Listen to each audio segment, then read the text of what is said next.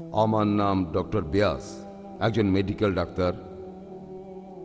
আমরা এখানে এসেছি সার্বজনীন ভ্রাতৃত্ব নিয়ে নতুন কিছু কথা শুনতে। আমরা এখানে ইসলাম ধর্মের ওপর কোনো লেকচার শুনতে আসিনি। আমি এখানে আপনাকে অনুরোধ করব, আপনি বলুন এই পৃথিবীর ভ্রাতৃত্ববোধের কিছু কথা। এখন এটা সার্বজনীন ভ্রাতৃত্ব। আমি এখানে জানতে আসিনি বিশ্বজগতের অন্য কোথাও আমাদের কোনো ভাই আছে কিনা।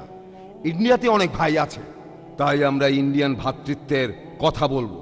আর এই দেশে মানুষের ভ্রাতৃত্ব কিভাবে দেশের ইতিহাসকে গত 100 বছরে কতখানি প্রভাবিত করতে পেরেছে। ভাই, আপনি খুব সুন্দর প্রশ্ন করেছেন, খুবই প্রাসঙ্গিক প্রশ্ন। তিনি বললেন যে আজকে তিনি এসেছেন সর্বজনীন ভ্রাতৃত্বের কথা শুনতে, আর আমি এখানে বলেছি শুধুমাত্র এই পৃথিবীর ভ্রাতৃত্বের কথা। আর এই পৃথিবীর বাইরেও কি কোনো ভ্রাতৃত্ব আছে? আপনি একজন ডাক্তার, আলহামদুলিল্লাহ। আর আমার লেকচার যদি শোনেন, যদি আপনি একটু মন দিয়ে শোনেন, আমি বলেছি আমরা এক সর্বশক্তিমান ঈশ্বরে বিশ্বাস করি, যিনি এই পৃথিবী সমূহের প্রতিপালক, রাব্বুল আলামিন। পৃথিবী সমূহের প্রতিপালক অর্থাৎ বিশ্বজগতের প্রতিপালক আমাদের এই পৃথিবী সহ। এই ভ্রাতৃত্বটা হলো বিশ্বজগতের, পৃথিবীর অথবা ইন্ডিয়া। আপনি কি বলেন? হ্যাঁ ভাই, ঠিক আছে, আগে উত্তরটা শোনেন। এক এক করে আমি আপনাদের সবার প্রশ্নের উত্তর দিয়ে দেব। আগে এই উত্তরটা দিয়ে তারপরে আপনার প্রশ্নে আসছি। সমস্যা না, আমি এখানে আছি, আপনাদের সবার প্রশ্নের উত্তর দেবো ইনশাল্লাহ। প্রথমে এই ভদ্রলোকের উত্তর দেই। তিনি যে প্রশ্ন করেছেন সেটার উত্তর আগে দেই। তিনি আমার কাছে ভ্রাতৃত্ব সম্পর্কে জানতে চেয়েছেন। আর সর্বজনীন ভ্রাতৃত্ব শুধুমাত্র এই পৃথিবীর ভ্রাতৃত্বকেই বোঝায় না। আর পবিত্র কোরআনের কথা অনুযায়ী সূরা আল শুরার 29 নম্বর আয়াতে উল্লেখ আছে যে আল্লাহ সুবহানাহু ওয়া তাআলা এই আকাশমণ্ডলী আর পৃথিবী সৃষ্টি করেছেন আর সেখানে জীবজন্তু ছড়িয়ে দিয়েছেন। তার অর্থ পবিত্রকরণ বলছে যে এই পৃথিবী ছাড়াও এই বিশ্বজগতে অনেক প্রাণী আছে। পৃথিবী ছাড়া অন্য গ্রহেও প্রাণী আছে। বিজ্ঞান এখনো এটা প্রমাণ করতে পারেনি যে পৃথিবীর বাইরেও আরো জীবন আছে। আপনারা জানেন যে বিজ্ঞানীরা এখন রকেট, স্যাটেলাইট, আরো কত কিছু এগুলো পাঠিয়ে দেখছে যে কোথাও প্রাণী আছে কিনা। এখনো প্রমাণিত হয়নি। বিজ্ঞান বলছে এটার সম্ভাবনাই বেশি। তবে কোরআন বলছে এই পৃথিবীর বাইরেও প্রাণ আছে। আমরাও এটা বিশ্বাস করি। সর্বজনীন ভ্রাতৃত্ব শুধুমাত্র এই পৃথিবীর জন্য নয়, এটা অন্যান্য সমস্ত পৃথিবীর জন্য। আর আপনি ঠিকই বলেছেন, এই ভ্রাতৃত্ব ইন্ডিয়ার জন্য, পুরো পৃথিবীর জন্য। আর এই ভ্রাতৃত্ব বজায় রাখার জন্য যদি আমার লেকচার শুনে থাকেন তাহলে সেগুলো আমি বলবো না। আমাদের কিছু নৈতিকতা থাকা উচিত যে কোনো একজন মানুষ অন্য কোনো মানুষকে খুন করবে না, সে ডাকাতি করবে না, সে দান খয়রাত করবে, প্রতিবেশীদের ভালোবাসবে, কারো পেছনে নিন্দা করবে না। সে খেয়াল রাখবে যখন সে ভরপেটে থাকে তখন যেন তার প্রতিবেশীও ভরপেটে থাকে। সে খেয়াল রাখবে সে যেন মদ পান না করে। মাদকদ্রব্য সর্বজনীন ভ্রাতৃত্বকে ছড়ানোর পথে একটা বাধা। পেছন থেকে নিন্দা করবে না, সে কারো নিন্দা করবে না। আর এভাবে কাজ করলে সর্বজনীন ভ্রাতৃত্ব শুধুমাত্র ইন্ডিয়ায় নয়, শুধু এই পৃথিবীতেই নয়, পুরো বিশ্বজগতে বিরাজ করবে। হতে পারে যে আপনি আমার পুরো লেকচার মন দিয়ে শোনেননি। আমার লেকচার আলহামদুলিল্লাহ এই বিষয়টার উপরই ছিল সেটা। আর এখানে আমি ইন্ডিয়া, আমেরিকা, এই পৃথিবী আর পুরো বিশ্বজগতের কথা বলেছি। আর এটা শুধু তখনই বিরাজ করবে যদি সব ধর্মের অনুসারীরা বিশ্বাস করা শুরু করে যে সৃষ্টিকর্তা, পুরো মানবজাতির স্রষ্টা, সকল প্রাণীর স্রষ্টা, হোক সেটা ইন্ডিয়ায়, হোক আমেরিকায় অথবা পৃথিবীর বাইরে, আমাদের সৃষ্টিকর্তা কেবলমাত্র একজনই। আর প্রত্যেকটা ধর্মেই আসলে বলে থাকে একজন সৃষ্টিকর্তার কথা, যেটা আমি আগেই খুলে বলেছি। ঈশ্বরের ধারণা সম্পর্কে বিস্তারিত জানার জন্য আমি একটা লেকচার দিয়েছি, প্রধান ধর্মগুলোতে ঈশ্বরের ধারণা। এখানে অন্যান্য ধর্মে ঈশ্বরের ধারণা সম্পর্কে বিস্তারিত বলা হয়েছে, যেমন শিখ ধর্ম আর পার্সি ধর্ম ইত্যাদি। এখানে বিস্তারিত বলা আছে। যদি আপনি আরো বিস্তারিত জানতে চান কিভাবে ভ্রাতৃত্ব বজায় থাকবে, আপনারা আমার এই ভিডিও ক্যাসেটটা কিনে নিয়ে গিয়ে দেখতে পারেন। এই ক্যাসেটটা বাইরে যে কোনো ভিডিও দোকানে পাবেন। সত্যপাল মালানি, উল্লাসনগর। আমার ধারণা ডক্টর জাকির নায়েক শ্লোক নিয়ে খেলা করছেন। উনি শুধু শ্লোক নিয়ে খেলা করছেন। ইসলাম এই পৃথিবীর মানুষকে ভাগ করেছে দুই ভাগে, একটা হলো মুমিন, আরেকটা হলো কাফের। অবশ্যই আমরা ইসলাম ধর্মের এই কথাগুলো বিশ্বাস করি না, মানতেও পারি না। তাই ইসলাম ধর্ম যেভাবে আমাদের উপর সর্বজনীন ভ্রাতৃত্বকে চাপিয়ে দিচ্ছে সেটা আসলে কখনোই সম্ভব না। ইসলাম মানুষের মধ্যে শুধু বিভেদ তৈরি করে। তাদের মধ্যেও আছে শিয়া, সুন্নি, এছাড়াও ইসলামে আরো 70টা গোত্র আছে। হ্যাঁ, আমি আমার প্রশ্ন করছি, সমস্যা নেই। ইসলাম এটা দিতে পারবে না? পৃথিবীতে একমাত্র হিন্দু ধর্মই আমাদের সর্বজনীন ভ্রাতৃত্ব উপহার দিতে পারবে। এক্কাম সত্তা বিপ্র বহুদা ভেদান্তি, একটু আগে আপনি বললেন। ইসলাম এটা কোনোভাবেই মানে না। গরু হত্যা করছে, কাফির হত্যা করছে, তাদের সম্পত্তি কেড়ে নিচ্ছে, লুট, নারী নির্যাতন। ইসলামই বলে ভ্রাতৃত্ব, তাহলে কিভাবে আসবে? আপনার মুখে ভ্রাতৃত্বের কথা আসলে শুধু শ্লোক নিয়ে খেলা করা। আপনি আসলে হিন্দু ধর্ম বলতে গিয়ে ইসলাম ধর্ম বলে ফেলেছেন। ভাই, আপনি বেশ কিছু মন্তব্য করেছেন। আর ইসলাম বলে ইন্নাল্লাহ মাস-সাবিরিন, নিশ্চয়ই আল্লাহ তাদের সঙ্গে আছেন যারা ধৈর্যশীল। ভ্রাতৃত্ব বজায় রাখতে গেলে আপনাকে ধৈর্যশীল হতে হবে। ধৈর্যশীল যদি আমরা না হই, তাহলে ভাইয়ের সাথে ভাইয়ের যুদ্ধ লেগে যাবে। ইসলাম বলছে সূরা আল বাকারার 153 নম্বর আয়াতে আছে, ইন্নাল্লাহ মাস-সাবিরিন, নিশ্চয়ই আল্লাহ ধৈর্যশীলদের সঙ্গে আছেন। আর ভ্রাতৃত্ব বজায় রাখতে চাইলে ধৈর্যশীল হতে হবে। আর আমি এখানে উপস্থিত গুরুজনদের শ্রদ্ধা করি। তিনি হয়তো হিন্দু ধর্ম সম্পর্কে ভালো জানেন, তবে দুঃখিত যে আমি তার সঙ্গে একমত নই। ইসলাম সম্পর্কে তার জ্ঞান কিছুটা কম। আর ওনার সাথে আমি একমত যে ইসলাম ধর্মে মানুষকে দুই ভাগে ভাগ করা হয়। একটা হলো যারা বিশ্বাসী মুমিন, আরেক দল হলো কাফির, উনি যেভাবে বললেন। আর প্রত্যেক ধর্মেই দুই প্রকার মানুষ আছে, এমনকি হিন্দু ধর্মেও হিন্দু আর অহিন্দু। খ্রিস্টান ধর্মে খ্রিস্টান আর অখ্রিস্টান, ইহুদি ধর্মে ইহুদি আর নন ইহুদি, ইসলামে মুসলমান আর অমুসলমান। তাহলে ইসলাম আলাদা হলো কি করে? আর আমি এখানে হিন্দু ধর্মের সমালোচনা করব না, আমি সমালোচনা করব না। কিন্তু আজকের এই লেকচারে আমি হিন্দু ধর্ম নিয়ে কথা বলবো, কারণ আমি বিভিন্ন ধর্মের একজন ছাত্র হিসাবে আমি বেদ পড়েছি, আমি উপনিষদ পড়েছি। তবে এখানে ছোট্ট একটা মন্তব্য করি। হিন্দু ধর্মগ্রন্থ বেদে আছে যে এই মানুষ জাতি সৃষ্টি হয়েছে সর্বশক্তিমান ঈশ্বরের 4টে অংশ থেকে। তার মাথা থেকে এসেছে ব্রাহ্মণ, বুক থেকে এসেছে ক্ষত্রিয়, আর উরু থেকে বৈশ্যরা ব্যবসায়ী জাত, আর পা থেকে শূদ্ররা বর্ণপ্রথা। আমি এটা নিয়ে মন্তব্য করতে আসিনি, আমি এটা চাই না। আমি চাই না হিন্দু ভাইদের মনে আঘাত দিতে। ইসলাম ধর্ম এটার অনুমতি দেয় না। আমি এসব নিয়ে মন্তব্য করছি না, কোনো ধর্মের সমালোচনা করছি না, আমি কারো সমালোচনা করছি না। আমি কথা বলছি না যে কোনো ধর্ম ভুল।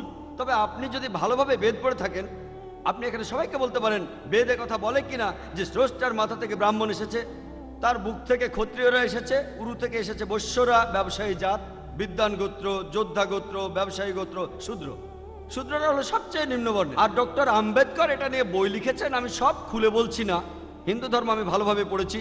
আমি হিন্দু ধর্মের অনেক কিছু শ্রদ্ধা করি, বেশ কিছুর ব্যাপারে একমত নয়, এটা আমাকে আপনি বলতে বাধ্য করলেন। পবিত্র কোরআনে সূরা আনামের 108 নম্বর আয়াতে আছে, তাহাদিগকে গালি দিও না আল্লাহকে ছাড়িয়ে তাহারা যাহাদিগকে ডাকে, কেননা অজ্ঞানতাবশত তাহারা গালি দিবে আল্লাহ সুবহানাহু ওয়া তাআলাকে। এখানে আমি হিন্দু ধর্মের ভালো দিকগুলো নিয়ে বলেছি। কথাটা হলো তারা এক ঈশ্বরের ধারণায় বিশ্বাস করে। আপনার প্রশ্নের ব্যাপারে বলি যে আপনি বলেছেন মুসলিমরা তারা মানুষ খুন করে, এছাড়াও তারা হত্যা করে। আপনি বললেন গরু, ঠিক আপনি কথা বলেছেন। এই সবগুলো অভিযোগের উত্তর দেওয়া দরকার, সময় এখানে কম, কয়েকটার উত্তর দিচ্ছি। অন্য কেউ প্রশ্ন করেন, আপনাদের সবার ভুল ধারণাগুলো আমি ভেঙে দেব, আমারও ভালো লাগবে।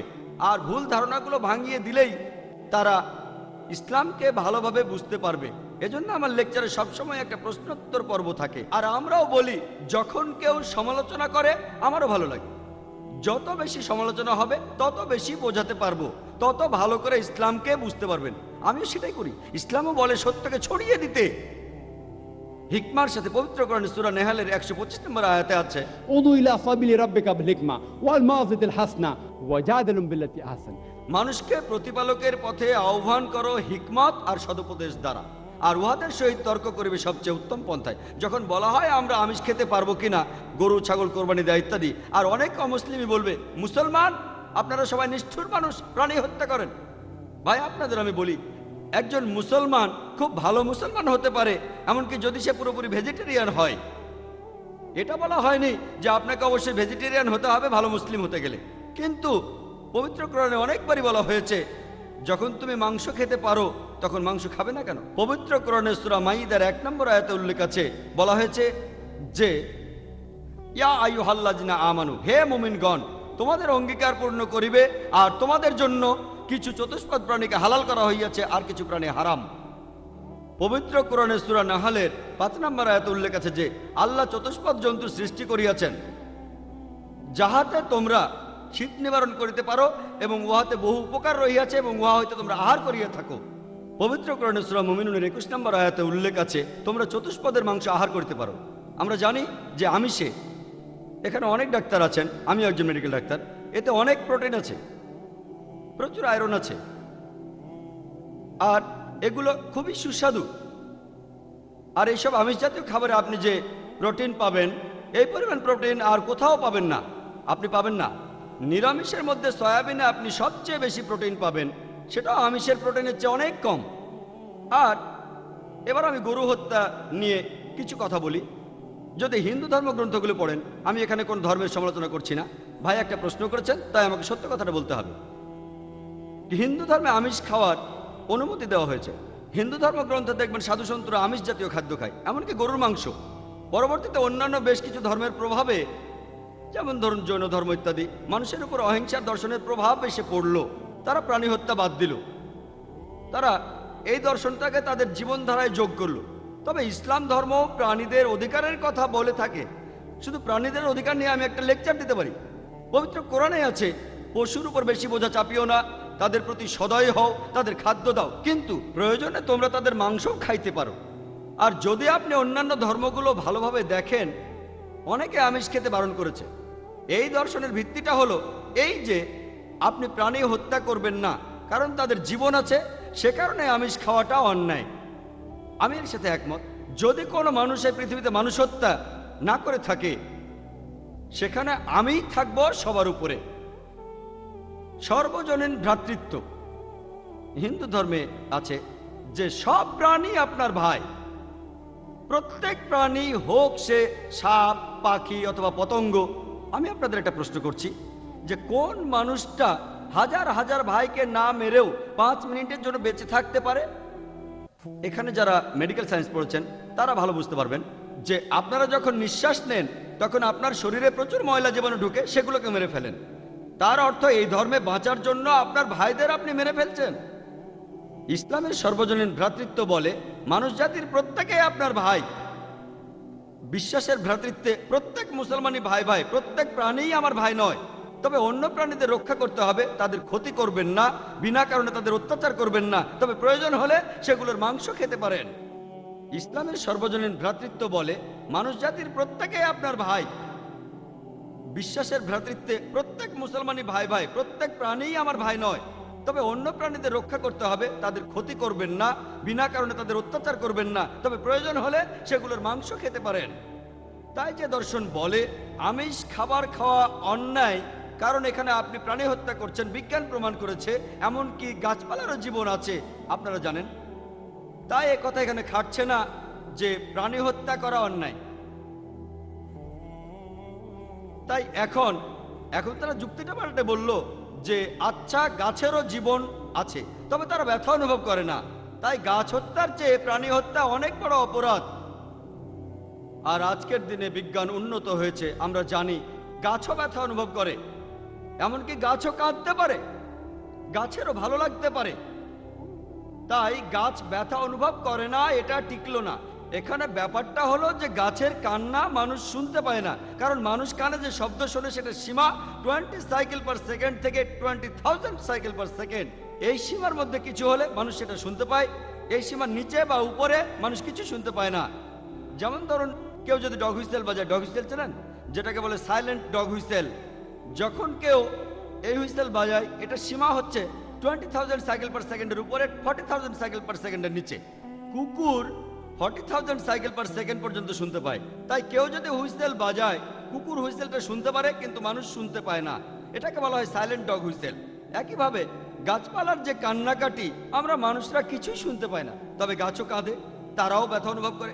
আমাদের একজন ভাই বললেন, যিনি বিষয়টা নিয়ে বেশ তর্ক করছিলেন, আর আমাকে বললেন, ভাই জাকির, আপনার কথা আমি মেনে নিলাম যে গাছপালারও জীবন আছে, তারাও ব্যথা অনুভব করে, তবে আপনি কি জানেন যে গাছের 2টো ইন্দ্রিয় কম আছে, তাদের 3টা ইন্দ্রিয় আছে, পশু পাখির ইন্দ্রিয় আছে 5টি। তাই গাছপালা হত্যার চেয়ে পশু হত্যা করা অনেক বড় অন্যায়।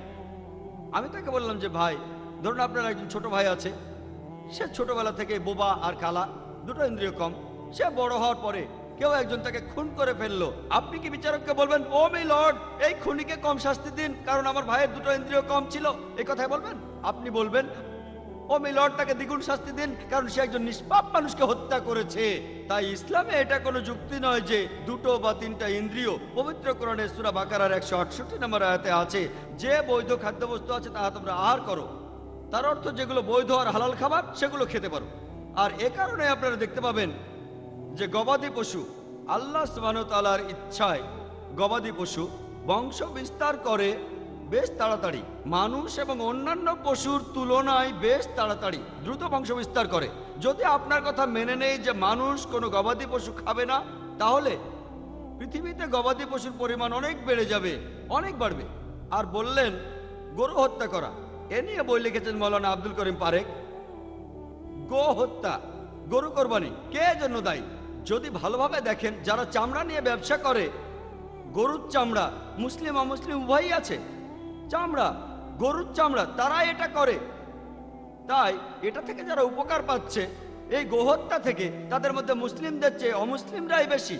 তাই যদি ইতিহাস ভালোভাবে জানেন আর যুক্তিও ভালোভাবে বোঝেন, আমরা জানি আল্লাহ বলেছেন যে বৈধ খাদ্যবস্তু আছে তাহা তোমরা আহার করো, যদি এটা খান এতে কোনো সমস্যা নেই। এছাড়াও যদি ভালোভাবে দেখেন, তৃণভোজী প্রাণীর দাঁতগুলো যদি দেখেন,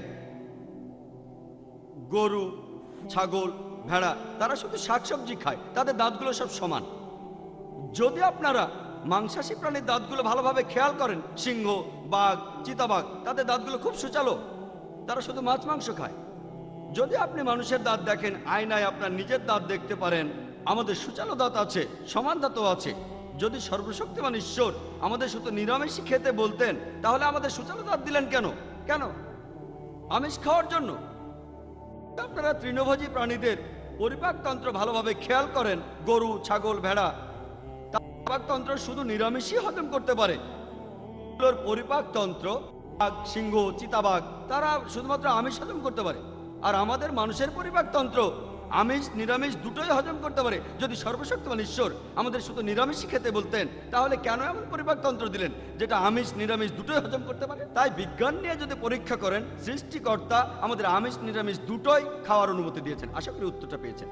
যদি আপনার অন্য কোনো প্রশ্ন, কোনো ভুল ধারণা থাকে, আমি আনন্দের সাথে তার উত্তর দেব। একবারে একটা ধারণা বলবেন যাতে আমি তা দূর করার সময় পাই। আপনাকে ধন্যবাদ। হ্যাঁ ভাই বলেন। হ্যালো ডক্টর নায়েক সাহেব, এখানে যত সব কথা হয়েছে সব ইংরেজিতেই হয়েছে। আর এখানে সবাই পড়ালেখা জানা মানুষ, তারা শুধু ইংরেজি বুঝতে পারে। আর সত্যি বলতে আপনার এই লেকচারের ভাষা হওয়া উচিত, এখানে লোক যে ভাষায় কথা বলে। এক্সকিউজ মি ভাই, আমি একটু বলি। আমাদের আজকের এই অনুষ্ঠানে ডক্টর জাকির নায়েককে বলা হয়েছিল এই অনুষ্ঠানে ইংরেজিতে বক্তৃতা দেওয়ার জন্য। আর তাই আপনি যে প্রশ্ন করছেন, আমি অনুরোধ করব অনুষ্ঠানটা শেষ হলে সেটা আপনি আয়োজকদের বলেন। আমার প্রশ্নটা এখনো বাকি আছে, এখনো প্রশ্নটা বাকি আচ্ছা আছে। ঠিক আছে, আপনার প্রশ্নটা আপনি করেন। আপনি আপনার প্রশ্নটা উর্দুতেই করেন। ইনশাল্লাহ আমাদের স্পিকার সেটা ইংলিশে বলবেন আর উত্তর দেবেন। বেদ আর শাস্ত্র খারাপ না, কোরআনও খারাপ না। না বুঝে কথা বলা আর তর্ক করাটাই খারাপ। সব মানুষই মনে করে যে অন্য সবাই ভুল করছে। নিজের মনে নিজেকে প্রশ্ন করুন, আপনার ঈশ্বর কখনো খারাপ হতে পারে না। তাই সার্বজনীন ভ্রাতৃত্ব নিয়ে কথা বলতে গেলে আমাদের মধ্যে যে কথাগুলো হবে সেগুলোতে যেন কাদা ছোড়াছুড়ি না থাকে। কাদা ছোড়াছুড়ির উপরে উঠেই কথা বলতে হবে, কারণ কাদা ছোড়াছুড়ির উপরে উঠলেই সেই আল্লাহ তাআলাকে পাওয়া যাবে, পরমাত্মাকে পাওয়া যাবে। আগে গড শব্দটার অর্থ বোঝেন। গডের অর্থ কি? গডের এসব কিছুই নেই। জিওডি, যে সুপার পাওয়ার এই প্রকৃতিকে কন্ট্রোল করছে, তার এই প্রকৃতির তিনটা অংশ আছে। জিওডি গড, জি দিয়ে জেনারেটর, ও দিয়ে অপারেটর, ডি দিয়ে ডিস্ট্রয়ার। এই প্রকৃতি আমাদের তৈরি করছে, প্রকৃতি আমাদের চালাচ্ছে, প্রকৃতি আমাদের ধ্বংস করছে। আমাদের তৈরি করা হচ্ছে, আমাদের চালানো হচ্ছে, তারপর ধ্বংস করা হচ্ছে। গড বা গডেসের অন্য কোনো অর্থ নেই। আর গড শব্দটার এছাড়া কোনো অর্থ নেই। আল্লাহ তাআলা এই গডের উপরে, পরমেশ্বর এই গডের উপরে, পরওয়ারদিগার এই গডের উপরে। অনেক ধন্যবাদ। ধন্যবাদ। আপনি আমার লেকচারটাকে সংক্ষেপে বলে দিলেন, আলহামদুলিল্লাহ। আপনাকে ধন্যবাদ। ঠিকই বলেছেন যে গড বলে আসলে কিছু নেই, সেটা আমি ব্যাখ্যা করেছি। আপনি হিন্দিতে বললেন যাতে করে যারা ইংরেজি বোঝে না তারাও বুঝতে পারে। আপনাকে ধন্যবাদ জানাই। আপনি সুন্দরভাবে বলেছেন আসলে গড বা গডেস কিছু নেই, আল্লাহ তাআলা, আল্লাহ সুবহানাহু ওয়া তাআলা সবচেয়ে বড়। আর আমি আপনার সাথে পুরোপুরি একমত। আপনি ঠিকই বলেছেন যে অনেকগুলো ধর্ম থাকা আসলে উচিত নয়। আমি একমত, অনেক ধর্ম থাকা উচিত নয়, কারণ পবিত্র কোরআনে সূরা আল ইমরানের 19 নম্বর আয়াতে উল্লেখ আছে, إن الدين عند الله الإسلام। একমাত্র গ্রহণযোগ্য দিন আল্লাহ তাআলার কাছে যখন কোনো ব্যক্তি আল্লাহ তাআলার কাছে তার ইচ্ছাকে সমর্পণ করে। আমি আপনার সাথে একমত। যদি আমরা ধর্ম নিয়ে নিজেদের মধ্যে যুদ্ধ করি, আমরা আলাদা হয়ে যাব। আসলে পার্থক্য থাকা উচিত নয়। আগের ভাই আমাকে অনেক কথা বললেন, শিয়া, সুন্নি, বিভিন্ন ধর্ম আর ধর্মের মধ্যে গোত্র। উত্তরটা দিতে পারি, তবে সময় লাগবে। এমন প্রশ্ন করলে করতে পারেন, আমি সেই প্রশ্নের উত্তর দেব। কেন আমরা পার্থক্য নিয়ে কথা বলবো? তবে ভাই আপনি ঠিক বলেছেন যে ধর্ম হবে একটাই জীবন দর্শন। সেটা হলো আল্লাহর কাছে নিজের ইচ্ছাকে সমর্পণ করে দেওয়া। যদি এটা বিশ্বাস করেন, সর্বজনীন ভ্রাতৃত্ব বজায় থাকবে। যদি বিশ্বাস না করেন, তাহলে বিশৃঙ্খলা চলতেই থাকবে। আশা করি উত্তরটা পেয়েছেন। সকলকে শুভ সন্ধ্যা এবং শুভ সন্ধ্যা ডক্টর নায়েক। আজ আমি এক মানুষ কথা বলছি মানবতার পক্ষে। এখানে ডক্টর নায়েক রয়েছেন। আমরা আপনার নাম জানতে পারি হ্যাঁ, দয়া করে? আমি চিরাগ, এবং দয়া করে আমার ধর্ম জিজ্ঞাসা করবেন না। ডক্টর নায়েক, আপনি সম্ভবত মুসলিম পরিবারে জন্মগ্রহণ করেছেন, তাই আপনি মুসলমান, তাই আপনি সেটাই অনুমোদন করছেন। যদি আপনি হিন্দু পরিবারে জন্ম নিতেন, তাহলে আজ আপনার হিন্দু ধর্ম হতে পারত।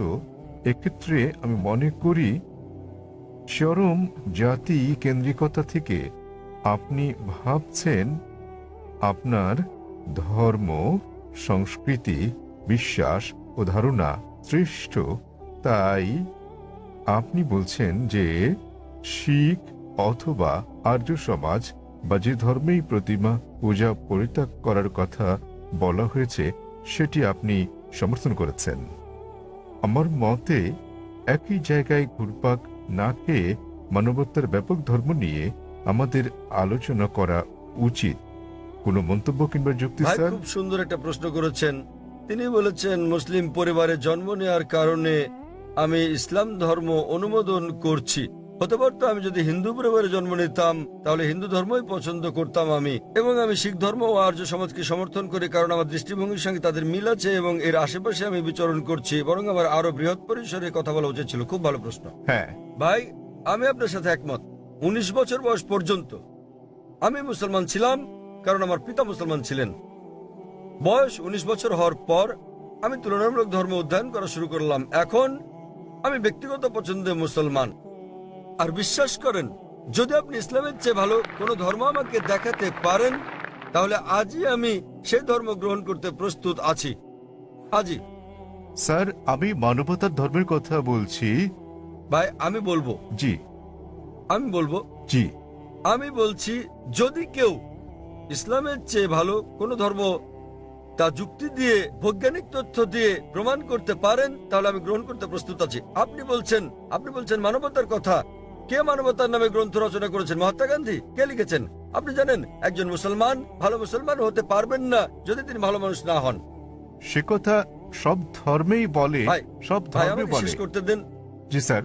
আপনি এখানে আমার জবাব শোনার জন্য এসেছেন নাকি আপনার মত জানাতে এসেছেন? আমি একটি সুস্থ আলোচনা চাই এবং যৌতুক ভাই, সিদ্ধান্তে পৌঁছাতে চাই। এটা কোনো বিতর্ক প্রতিযোগিতা নয়। হ্যাঁ, একেবারে না। আমি তাহলে আমার কখনো উত্তর বলিনি। শুনুন, উত্তর শোনার পর আপনি মন্তব্য করতে পারেন।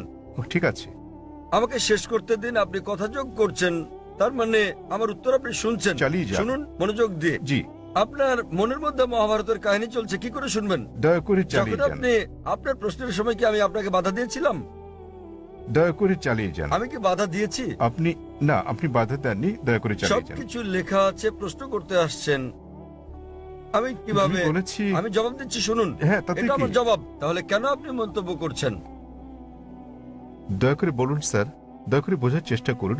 আমাকে আপনার উত্তর বলুন। আমার উত্তর শুনলে আপনি বুঝতে পারবেন, অন্যথায় লাখ লাখ মানুষ বুঝলেও আপনি একই প্রশ্নই করে যাবেন। আমি একজন চিকিৎসক। এক ব্যক্তি একা দুটো বিষয়ের প্রতি মনোযোগ দিতে পারে না। উত্তর শুনুন, উত্তর দেওয়া হলে আর সমস্যা থাকবে না। তাহলে আপনাকে বুঝতে হবে, আপনি মানবতার কথা বলছেন। আপনি প্রথমেই বলেছেন আমার ধর্ম জানতে চাইবেন না, পরে আপনি বলছেন আমি মানবতার পক্ষে। সর্বপ্রথম আপনি আপনার দৃষ্টিভঙ্গি শনাক্ত করতে লজ্জিত। তারপর আপনি মানবতার কথা বলছেন। আমি আপনার কাছে জানতে চাই, মানবতা নামের বইটি কে লিখেছেন? এরকম কোনো বই আছে কি? মানবতার কোনো দিক নির্দেশনা আছে?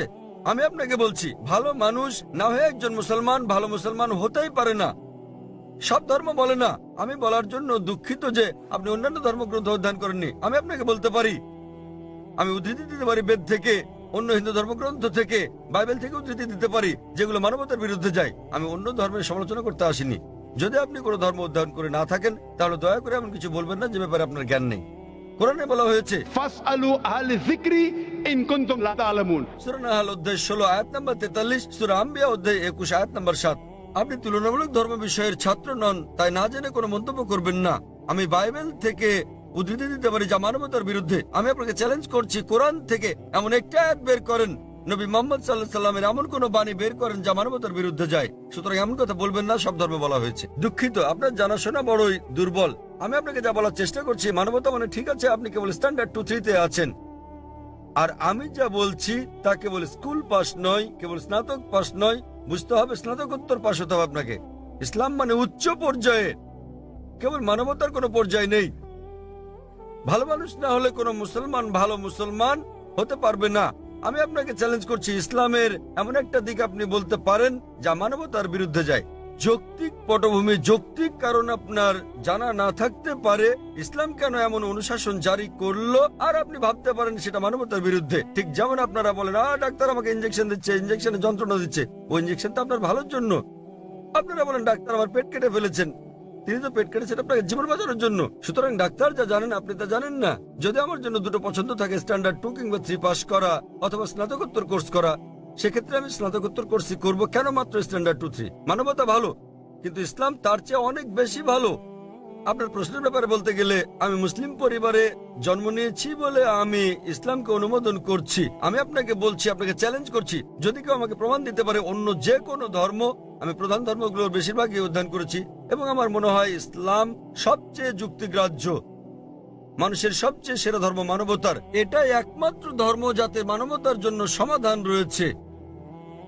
আল্লাহ বলেন সূরা আলী ইমরান অধ্যায় নম্বর 3 আয়াত নম্বর 19, ইন্নাদ দীনা ইনদাল্লাহিল ইসলাম। সর্বশক্তিমান ঈশ্বরের কাছে একমাত্র গ্রহণযোগ্য ধর্ম ইসলাম। আর আপনার জানার জন্য বলছি, আপনার যুক্তি অত্যন্ত নাজুক। আপনি কি জানেন আমাদের 30 জনেরও বেশি আলেমের মধ্যে যারা বিশ্বের বিভিন্ন দেশের নাগরিক, তাদের 10 জনেরও বেশি মুসলিম পরিবারে জন্মগ্রহণ করেননি? আপনি কি তা জানেন? আমি এটা উত্তর জানতে চাই আপনার কাছে, আপনি কি জানেন এই মঞ্চে বক্তৃতা দানকারী 30 জনের মধ্যে 10 জনেরও বেশি মুসলিম হিসেবে জন্মগ্রহণ করেননি? আপনি জানেন? হ্যাঁ, আমি হতে পারি আমি আপনাকে বলছি। জিজ্ঞেস করছি, আপনি কি তা জানেন? না, আমি হ্যাঁ তা অথবা জানি না না। বলেন। তাহলে আপনার পুরো যুক্তি তো অসার। বিশ্বের বিভিন্ন দেশের 30 জন বক্তার মধ্যে 10 জনের বেশি আমেরিকান, 4-5 জন কানাডার, কয়েকজন ইউকের, মালয়েশিয়ার আছেন, সৌদি আরবের, সংযুক্ত আরব আমিরাতের, সোমালিয়ার এবং সুদানের বক্তা রয়েছেন, এবং এদের মধ্যে 10 জনেরও বেশির জন্ম অমুসলিম পরিবারে। তারা বেড়ে ওঠার পর কেউ কিশোর বয়সে গ্রহণ করেছেন ইসলাম, কেউ 20-এর কোঠায় গ্রহণ করেছেন ইসলাম, কেউ বা 30-এর কোঠায় গ্রহণ করেছেন। আর আল্লাহ তাদের হেদায়েত দান করেন, তারা নিজেদের পছন্দে মুসলিম হয়েছেন। সুতরাং আপনার যুক্তি, মুসলিম পরিবারে জন্মগ্রহণের কারণে আমি ইসলাম পছন্দ করি, এসব লোক জন্মগ্রহণ করেননি মুসলিম পরিবারে, তারা খ্রিস্টান পরিবারে জন্মেছেন, তারা অমুসলিম পরিবারে জন্ম নিয়েছেন, তারা ইসলাম পছন্দ করেছেন। কেন? কারণ তারা অধ্যয়ন করেছেন, তারা অন্যান্য ধর্ম অধ্যয়ন করেছেন এবং বুঝতে পেরেছেন ইসলাম জীবনের শ্রেষ্ঠ পন্থা। আমি আপনাকে অনুরোধ করছি, আপনি মানবতা সম্পর্কে পড়েন, ইসলাম সম্পর্কে জানেন এবং বের করতে চেষ্টা করেন ইসলামের কোন বিষয়টা মানবতার বিরুদ্ধে যায়। তাহলে আপনি জানতে পারবেন সবচেয়ে ভালো ধর্ম। আমি আপনার ধর্ম সম্পর্কে জিজ্ঞেস করছি না, আমি আপনাকে সর্বোত্তম ধর্মটা গ্রহণ করতে বলছি। এবং জীবনের সর্বোত্তম পথ, মানবতার একমাত্র সমাধান হচ্ছে ইসলাম। ধন্যবাদ। সবাইকে শুভ সন্ধ্যা। আমার নাম আরতি, আমি ইঞ্জিনিয়ারিং এর স্টুডেন্ট। আমি এই কথা মানি যে সব ধর্মই আসলে কিছু বিশ্বাসের সমষ্টি। হিন্দুইজম একটা বিশ্বাস, ইসলাম একটা বিশ্বাস, খ্রিস্টান ধর্ম একটা বিশ্বাস। আর বেশিরভাগ প্রধান ধর্মই, যেমন হিন্দুইজম, ইসলাম বা খ্রিস্টান ধর্ম, এগুলো সময়ের সাথে গড়ে উঠেছে। এই ধর্মগুলো অনেক সময় পার করে তারপর এসেছে। এই ধর্মগুলোতে অনেক কিছু যোগ হতে পারে, বাদ যেতে পারে, এতে করে ধর্মটা উন্নত হতে পারে, অথবা এসব যোগ বিয়োগে ধর্মটার অনেক ক্ষতিও হতে পারে। আমার প্রশ্নটা হলো, আমাদের কেন কোরআন বা বেদের মতো কিছু ধর্মগ্রন্থ মেনে চলতে হবে? আমরা কেন ধর্মগুলোর ভালো জিনিসটা নিয়ে আর খারাপ জিনিসগুলো বাদ দিয়ে তারপর পালন করি না? কোরআন থেকে ভালো জিনিস নিলাম, বেদ থেকে ভালো জিনিস নিলাম, বাইবেল থেকে ভালো জিনিস নিলাম, তারপর সেগুলো মানতে পারি। আর বেদে যে কথাই থাকুক, কোরআনে যে কথাই থাকুক, আর বাইবেলে যে কথাই থাকুক, আমার মতে পুরুষের একটাই স্ত্রী থাকা উচিত। আর আমি কোনো কিছু এজন্য মানব না যে সেটা কোরআনে লেখা আছে বা বেদে লেখা আছে। আমি আমার যুক্তি আর বুদ্ধি দিয়েই সেটা বিচার করব, আর সব ধর্ম থেকে ভালো জিনিসটাই নেব। আর আজকের এই অনুষ্ঠানে আমরা কেন এই দুইটা ধর্মের সাদৃশ্য আর পার্থক্য নিয়ে আলোচনা করছি? আমরা তো দুইটা ধর্ম থেকে ভালো জিনিসগুলো নিয়ে আমাদের নিজেদের মতো জীবনযাপন করতে পারি। খুব সুন্দর। এটাই আমার প্রশ্ন। বোন, আপনি খুব সুন্দর একটা প্রশ্ন করেছেন, খুবই সুন্দর প্রশ্ন, খুবই প্রাসঙ্গিক প্রশ্ন। আমরা কেন কোনো ধর্ম পালন করব? কেন হিন্দুজম, ইসলাম আর খ্রিস্টান ধর্ম, তার চেয়ে সব ভালো জিনিসগুলো জড়ো করি, সেগুলোই মেনে চলি, শেষ। কোনটা ভালো কোনটা খারাপ কে বলবে?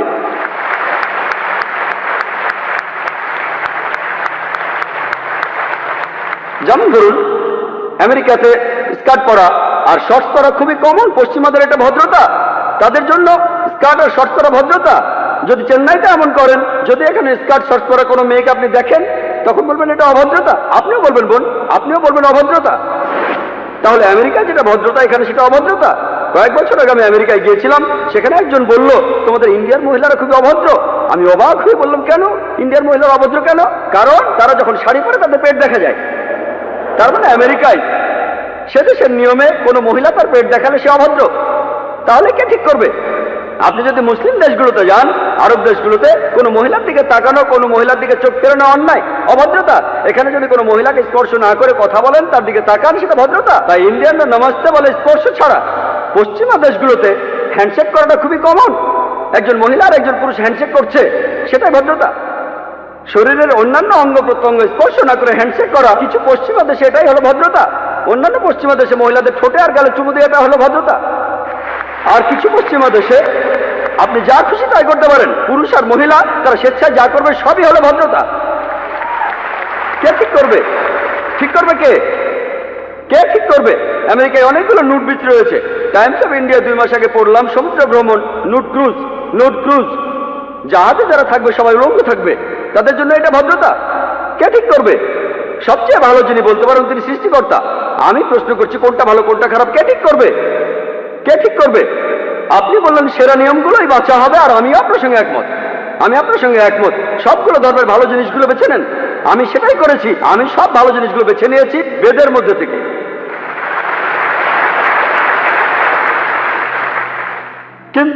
কিন্তু ভালো জিনিসটা আপনাদের জন্য ভালো নয়, এটাই সমস্যা। এই আলোচনাটা আমি করব। আমি চ্যালেঞ্জ করছি সব মানুষকে, ইসলাম ধর্মের মাত্র একটা মূলনীতি খুঁজে বের করুন যেটা আমাদের মানবতার বিরুদ্ধে কথা বলছে। একটা।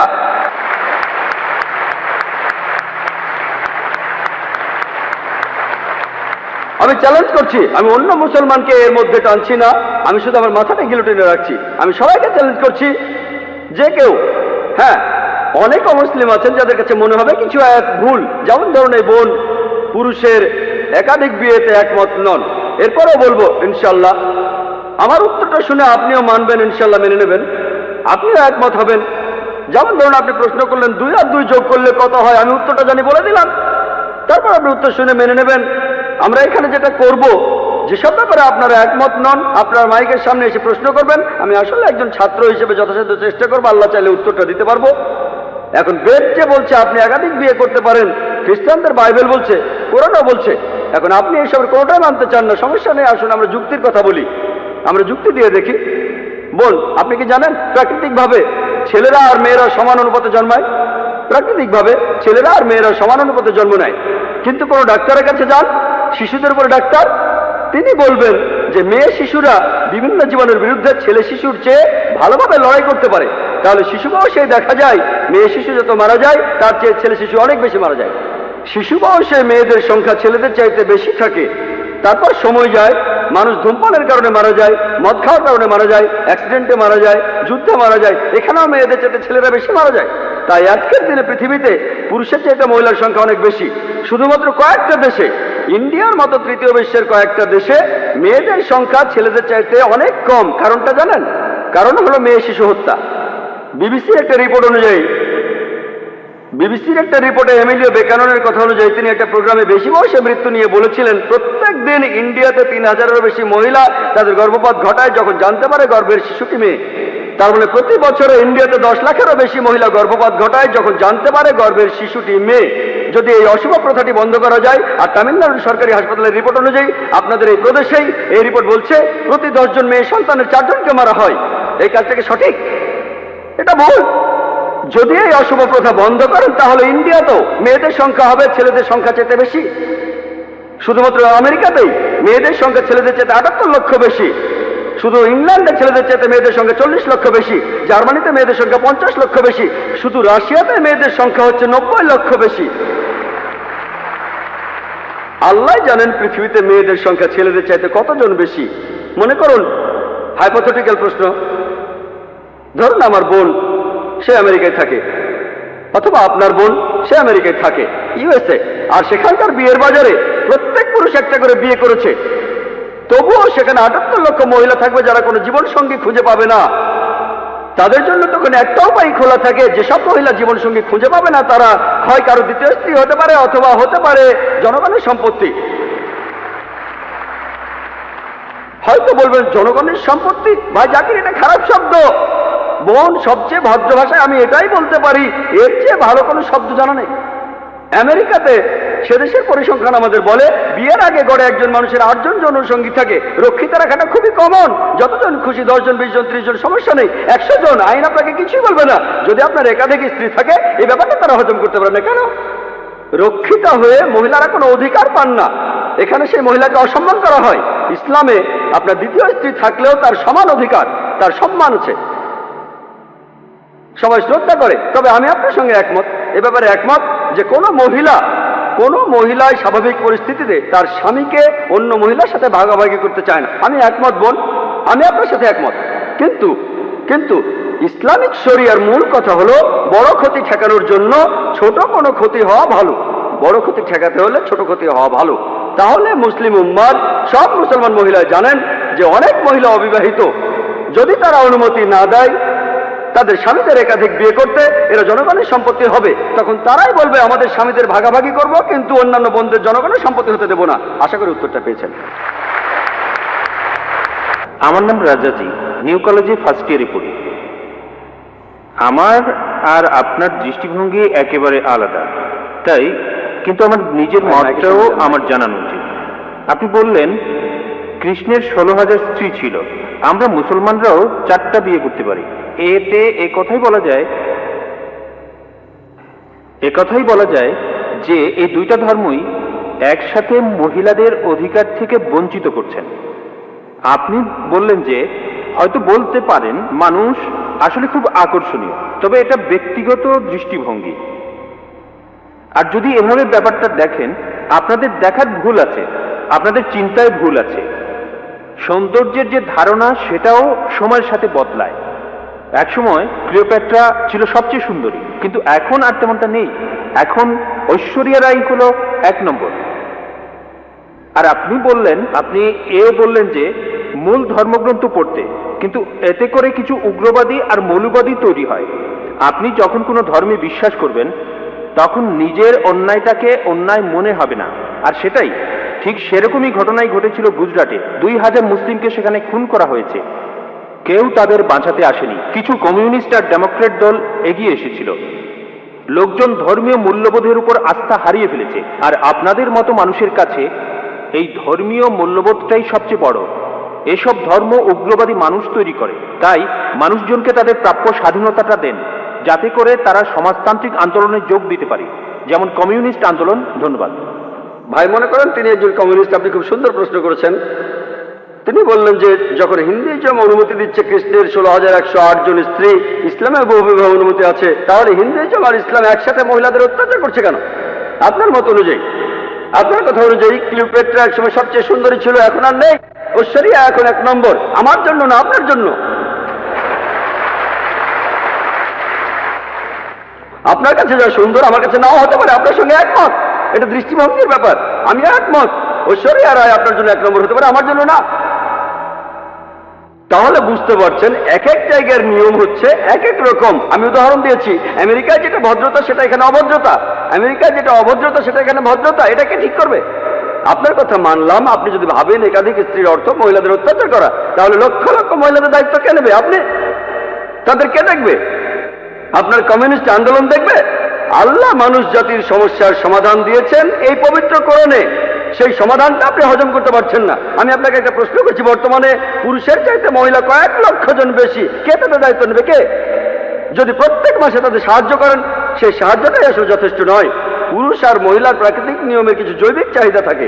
আল্লাহ কোরআনে বলছেন, সূরা রুমের 21 নম্বর আয়াতে উল্লেখ আছে, আল্লাহ তোমাদের হৃদয়ে ভালোবাসা আর দয়া সৃষ্টি করেছেন। আমি একজন ডাক্তার হিসেবে বলছি, একজন মহিলা সারা জীবন কুমারী থাকতে পারে না, এটা অসম্ভব। আপনি এখন কি করবেন? এদের কি হবে? এরা পতিত হবে। আপনার কমিউনিস্ট এদের কি করতে পারবে? এর সমাধান কি?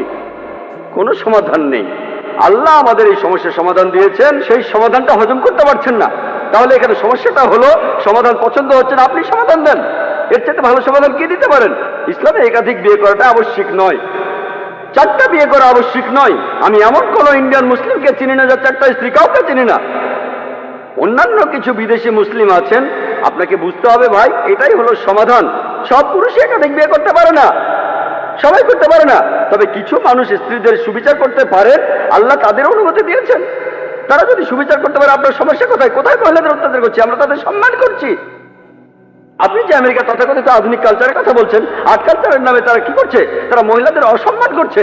আপনি যে নারী স্বাধীনতার কথা বলছেন, সেটা আসলে স্বাধীনতার নামে শরীরকে শোষণ করছে, সম্মানের অবমাননা করছে, আর আত্মাকে বঞ্চিত করছে।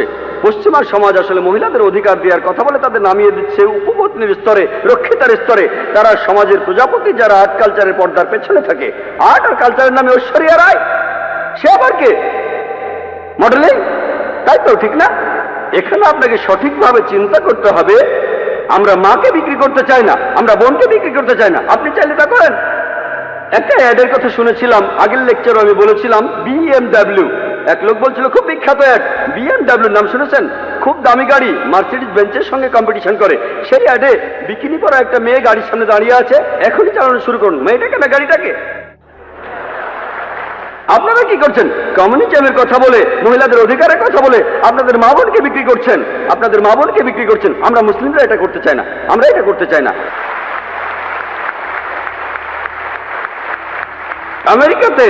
আমেরিকাতে আপনি রক্ষিত রাখতে পারেন 5, 10, 20, কেউ কিছু বলবে না।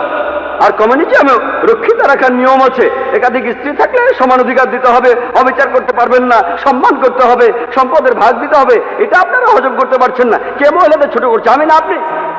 আর আমেরিকাতে, পৃথিবীর সবচেয়ে উন্নত দেশে, আমেরিকানরাই বলে যে ইসলাম মহিলাদের ছোট করে দেখে। আপনি কি জানেন, পৃথিবীতে যতগুলো প্রধান ধর্ম আছে, ইসলামের অনুসারী বাড়ছে সবচেয়ে বেশি হারে। যে লোকগুলো ইসলাম গ্রহণ করছে, তাদের 3 ভাগে 2 ভাগে মহিলা। ইসলাম যদি মহিলাদের ছোট করে, তাহলে আমেরিকান মহিলারা ইসলাম গ্রহণ করছে কেন? আমেরিকান পুরুষরা কেন ইসলাম গ্রহণ করছে? কে ডক্টর আবু আমিনা বিলাল ফিলিসকে ইসলাম গ্রহণে বাধ্য করেছিল? ভাই আব্দুর রহিম গ্রিনকে কে জোর করেছিল? কে? যারা ইসলাম গ্রহণ করছে তাদের 3 ভাগে 2 ভাগই মহিলা, তারাও ইসলাম গ্রহণ করছে। কেন? ইসলাম যদি মহিলাদের ছোট করে, তাহলে কেন তারা মুসলমান হচ্ছে? কারণ তারা জানে ইসলাম মহিলাদের নিরাপত্তা দেয়, মহিলাদের সম্মান দেয়। এই নিরাপত্তাটা থাকলে আপনাদের উদ্দেশ্য সফল হবে না, এদের দিয়ে আপনারা টাকা কামাতে পারবেন না। পলিটিশিয়ানরা যেমন ডিভাইড অ্যান্ড রুলের নীতি মেনে চলে, আর্ট আর কালচারের লোকেরা তেমনি মহিলাদের অধিকারের কথা বলে। বিউটি কন্টেস্ট, কসমেটিক্স বিক্রি করা হচ্ছে, তারা এভাবে কোটি কোটি ডলার কামাচ্ছে। আপনি জানেন বিউটি কন্টেস্ট কি জন্য? এই বিউটি কন্টেস্টের নামে তারা কোটি কোটি ডলার কামাচ্ছে। আর এরা যেহেতু কোটি কোটি ডলার কামাচ্ছে, অন্যান্য সব লোকজনও সেটা দেখছে। তাহলে বুঝলেন ভাই, আমরা আমাদের মা বোনদের লোকজনের সামনে সাজিয়ে দেখাতে চাই না। তাদের সম্মান করি, তাদের ভালোবাসি, তাদের শ্রদ্ধা করি, আমরা মহিলাদের ছোট করি না। Good evening doctor Zakir Naik. আমার নাম গোলাপচাঁদ বিশ্বকর্মা। আমার প্রশ্নটা হলো, বকরি ঈদ এটা কিছুদিন পরেই হবে এই বছরে, আর মুসলিমরা তারা বিশ্বাস করে যে এই বকরি ঈদে তারা কোরবানি দেয় ছাগল, মহিষ, গরু, বিভিন্ন পশু। আর ইসলাম ধর্ম অনুযায়ী ইনসানিয়াত আর মানবতা খুব গুরুত্বপূর্ণ। প্রত্যেক মানুষ দয়া দেখাবে বিভিন্ন পশু পাখির প্রতি, আর মানুষের প্রতি, সবার প্রতি তারা দয়া দেখাবে। মুসলিমরা যদি এটা বিশ্বাস করে, তাহলে কেন তারা কোরবানি দেয় এই ছাগল, গরু বা মহিষ? বকরি ঈদে কেন এগুলো জবাই করে? মুসলিমরা যে কাজটা করে সেটা কি মানবতার পক্ষে আছে, মানে মানবতা বা ইনসানিয়াত? ভাই খুব সুন্দর প্রশ্ন করলেন যে আমরা বকরি ঈদে কেন গরু ছাগল কোরবানি দেই। বকরি ঈদ না হলে কি কোরবানি দিতে পারবো? না, যে কোনো পশুর কথা বলতে পারে। প্রশ্নটা হচ্ছে ঈদ না হলে কি কোরবানি দিতে পারবো? তারা কোরবানি দেয়, পশু হত্যা করে। আপনাকে আমি প্রশ্ন করছি বকরি ঈদ বাদে অন্য সময় কোরবানি দিলাম, এটার কি অনুমতি আছে? না না, এরকম তাহলে প্রশ্নটা এরকম কেন? তার এরকম বদলে করা যাবে ডাইরেক্ট না। প্রশ্ন করেন আমরা নন ভেজ খাই কেন? ঠিক, আপনার প্রশ্নটা বুঝতে পারছি আপনি না। তো জানতে চাচ্ছেন আমরা নন ভেজ খাবার খাই কেন, মাংস খাই কেন? আমার প্রশ্নটা হলো বকরি ঈদের সময় নিয়ে আর অন্যান্য সময়গুলো। আচ্ছা ঠিক আছে, দুটোরই উত্তর দিচ্ছি।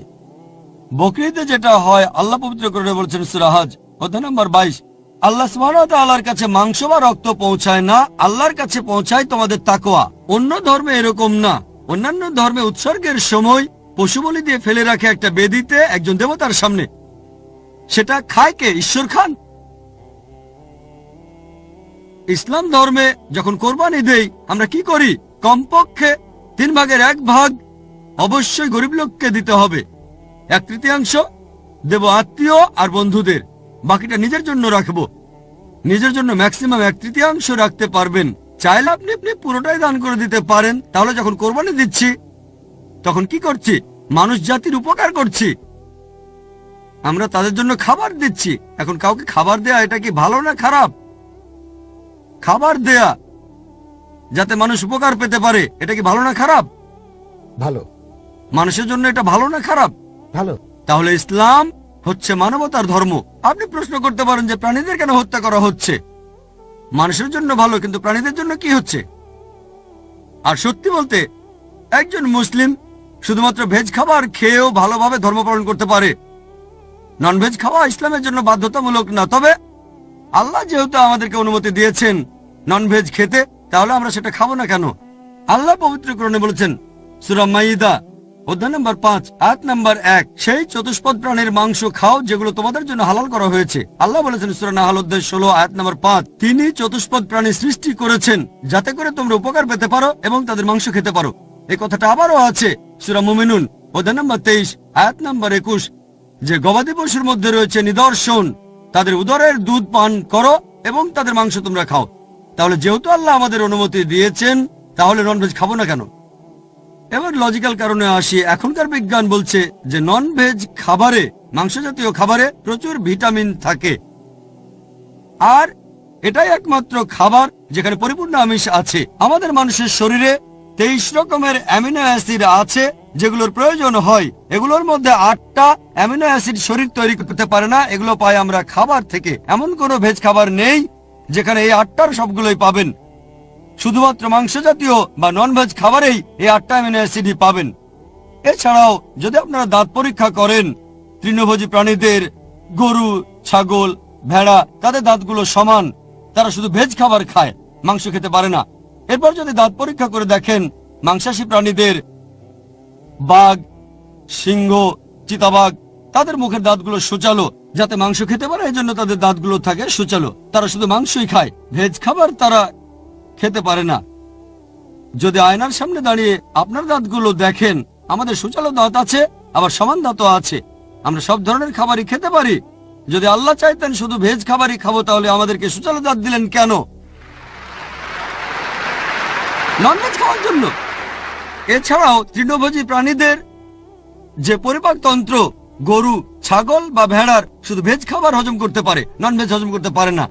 আর মাংসাশী প্রাণীদের পরিপাকতন্ত্র, বাঘ, চিতাবাঘ, সিংহ শুধু মাংস হজম করতে পারে, ভেজ হজম করতে পারে না।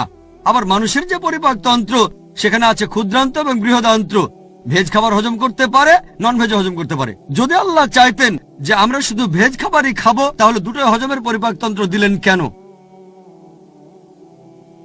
এছাড়াও অনেক ভুল ধারণা আছে যে হিন্দুদের নন ভেজ খাবার খাওয়া উচিত না।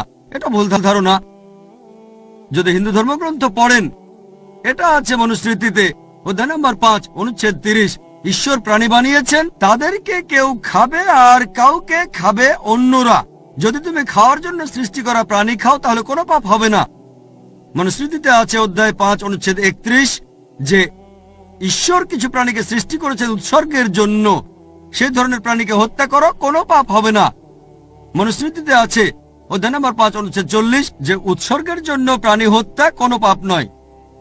হিন্দু ধর্মগ্রন্থে এরকম আরো অনুচ্ছেদ আছে, বেদেও আছে যে মুনি আর ঋষিগণ ননভেজ খাবার খেত, তারা গরুর মাংস খেত। মহাভারত পড়লে দেখবেন অনুশাসন পর্ব অধ্যায় নম্বর 88। পাণ্ডবদের গল্পটা তো জানেন। পঞ্চপাণ্ডব 5 ভাই, সবচেয়ে বড় ভাই যুধিষ্ঠির, তিনি ভীষ্মকে জিজ্ঞেস করলেন যজ্ঞের সময় কি উৎসর্গ করব, পূজার সময়, যাতে আমাদের পূর্বপুরুষের সন্তুষ্ট হবেন। ভীষ্ম উত্তরে বললেন যদি তুমি লতাপাতা আর শাকসবজি উৎসর্গ করো তাহলে আমাদের পূর্বপুরুষেরা সন্তুষ্ট থাকবেন 1 মাস। মাছ উৎসর্গ করলে 2 মাস, যদি তুমি মাংস দাও তাহলে 3 মাস, যদি খরগোশ উৎসর্গ করো তাহলে 4 মাস, যদি ছাগল দাও তাহলে 5 মাস, শুকরের মাংস দিলে তখন 6 মাস, যদি পাখির মাংস দাও তাহলে 7 মাস, হরিণের মাংস দিলে 8 মাস। এভাবে তিনি বলে গেলেন মহিষের মাংস দিলে 11 মাস, যদি গরুর মাংস দাও তাহলে পূর্বপুরুষেরা সন্তুষ্ট থাকবেন পুরো 1 বছর। আর যদি চাও যে পূর্বপুরুষেরা সন্তুষ্ট থাকবেন একেবারে সারা জীবন তাহলে ছাগলের লালচে মাংস দাও বা গন্ডারের মাংস দাও। এ কথা কে বলেছেন? ভীষ্ম যুধিষ্ঠিরকে। পুরো তালিকা দেওয়া আছে, শাকসবজি, মাছ, খরগোশ, ছাগল সবকিছু আছে, মহিষ, গরু। তাহলে হিন্দু ধর্মগ্রন্থ বলছে ননভেজ খাওয়ার অনুমতি আছে। হিন্দুরা এখন এগুলো মানে কারণ তাদেরকে প্রভাবিত করছে অন্যান্য ফিলোসফি, যেমন অহিংসা। এখন হিন্দুরাও এটা পালন করে। আর যারা এই অহিংসা নীতি মেনে চলে যে নন ভায়োলেন্স, জীবিত প্রাণীকে হত্যা করা যাবে না, যদি একজন মানুষ কোন রকম প্রাণী হত্যা না করে টিকে থাকতে পারে আমি সেটার পক্ষে আছি। এখন তারা বলে প্রাণী হত্যা করা এটা খুব বড় পাপ, কারণ এটা হচ্ছে জীবন, জীব হত্যা করা নিষিদ্ধ। এখন বিজ্ঞান উন্নত হয়েছে আর আমরা জানতে পেরেছি যে গাছপালারও জীবন আছে। তাহলে ভেজ খাবার খেলেও তো জীব হত্যা করছেন। তখন যুক্তি বদলায়, ঠিক আছে আমরা মানছি যে গাছপালারও জীবন আছে, তবে ব্যথা অনুভব করতে পারে না। তাহলে একটা গাছকে হত্যা করা প্রাণী হত্যার চেয়ে কম গুরুতর পাপ। আচ্ছা, তর্কের খাতিরে মানলাম, কিন্তু এখন বিজ্ঞান বলছে আমরা মানুষরা যে শব্দ শুনতে পাই তার কম্পনাঙ্ক 20 সাইকেল পার সেকেন্ড থেকে 20,000 সাইকেল পার সেকেন্ড, এর নিচে বা উপরে হলে আমরা শুনতে পাই না। বর্তমানের বিজ্ঞান বলে যে গাছপালা কান্নাকাটিও করে, কিন্তু সেটা মানুষ শুনতে পায় না। আমেরিকার এক কৃষক একটা যন্ত্র বানিয়েছেন যেটা দিয়ে গাছের কান্না মানুষ শুনতে পাবে আর জানতে পারবে কখন গাছের পানি লাগবে। তখন হয়তো বলবেন আচ্ছা ঠিক আছে, মানলাম যে গাছপালা যন্ত্রণা অনুভব করতে পারে, তবে এদের 2 বা 3টা ইন্দ্রিয় কম আছে, তাই গাছপালা হত্যা করা কম গুরুতর পাপ পশু পাখি হত্যার চেয়ে তাদের ইন্দ্রিয় 5টা। আচ্ছা, তর্কের খাতিরে এটাও মানলাম যে গাছপালা 2টো ইন্দ্রিয় কম থাকে পশু পাখির চেয়ে। আপনাদের একটা প্রশ্ন করি, যে ধরেন আপনার ভাই, আল্লাহ না করুন, ধরেন সে জন্মালো বোবা আর কালা হয়ে, আর বড় হওয়ার পরে তাকে কেউ মেরে ফেললো, তখন কি জজের কাছে গিয়ে বলবেন মাই লর্ড এই খুনিকে কম শাস্তি দেন কারণ আমার ভাই ছিল বোবা আর কালা? এভাবে বলবেন? আপনি জজকে বলবেন তাকে বড় শাস্তি দেন, আমার ভাই ছিল মাসুম, সে শুনতো না, বলতে পারতো না। তাই ইসলাম ধর্মে এমন না যে 2টো ইন্দ্রিয় কম বা 2টো বেশি। আল্লাহ পবিত্র কোরআনে বলেছেন সূরা বাকারা অধ্যায় 2 আয়াত 168, তোমরা বৈধ আর পবিত্র খাদ্যবস্তু থেকে আহার করো, যেটা ভালো পবিত্র সেটা খেতে পারেন। আর এছাড়াও যদি অমুসলিমরা তারা ননভেজ খাবার খেতে না চায় আমার কোনো সমস্যা নেই, আপত্তিও নেই। শুধুমাত্র যখন বলছেন এটা পাপ, মানবতার বিরুদ্ধে, তখন আমি উত্তর দিচ্ছি এমনিতে অমুসলিমরা ভেজ খাবার খেলে সেটা আমার জন্য ভালো। যদি সব অমুসলিম নন ভেজ খাওয়া শুরু করে দেয় তাহলে গরু ছাগলের মাংসের দাম বেড়ে যাবে। তাই ব্যক্তিগতভাবে আমার আপত্তি নেই। মিস্টার জাকির, প্রশ্নটা করেছে আমার এক অমুসলিম বন্ধু। সে আমাকে বলে যে মুসলমানদের মধ্যেই বিভ্রান্তি আছে। মুসলমানরা নিজেরাই এক অন্যকে প্রশ্ন করে যে আপনি কি ওয়াহাবি নাকি আপনি একজন সুন্নি। তার মতে মুসলমানদের বিভ্রান্তির মধ্যে রয়েছে। এখন এই ব্যাপারে আপনি কি বলবেন? এ ব্যাপারে আমরা মুসলমানরা কি বলতে পারি? বোন, আপনি বললেন যে এক অমুসলিম বোন প্রশ্ন করেছেন যে মুসলমানদের নিজেদের মধ্যে বিভ্রান্তি আছে যে আপনি কি ওয়াহাবি নাকি হান্নাফি, শাফি নাকি মালিকি। তাহলে মুসলমানরা বিভ্রান্তির মধ্যে আছে, এর উত্তরটা কি? আমি অমুসলিম এই বোনের সাথে একমত। দুর্ভাগ্যজনকভাবে মুসলমানরা এখন অনেক ভাগে বিভক্ত। তবে আমি যখন হিন্দুদের বেদ পড়তে বলছি তখন মুসলমানদেরও কোরআন পড়তে বলছি।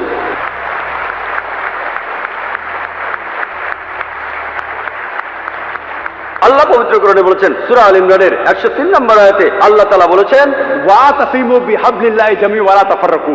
আল্লাহর রজ্জু শক্ত করে ধরো আর বিচ্ছিন্ন হয়েও না। আমরা আল্লাহর রশি ধরবো, আর সেই রশি হলো পবিত্র কোরআন আর সহিহ হাদিস।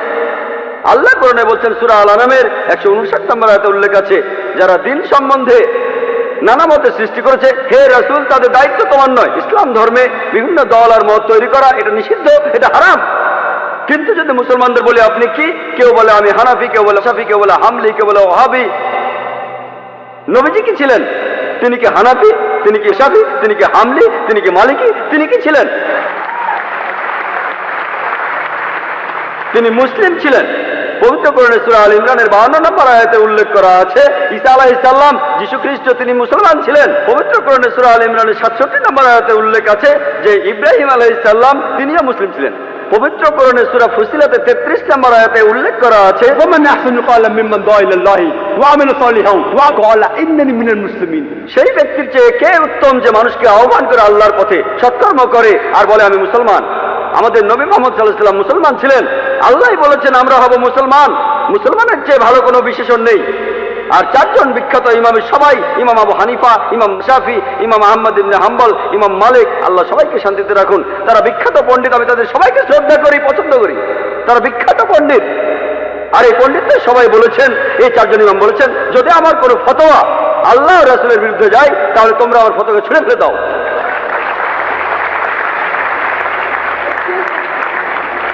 যদি ভালো করে দেখেন, এই যে ইমাম যারা ছিলেন তারা মুসলমানদের বিভক্ত করতে চাননি।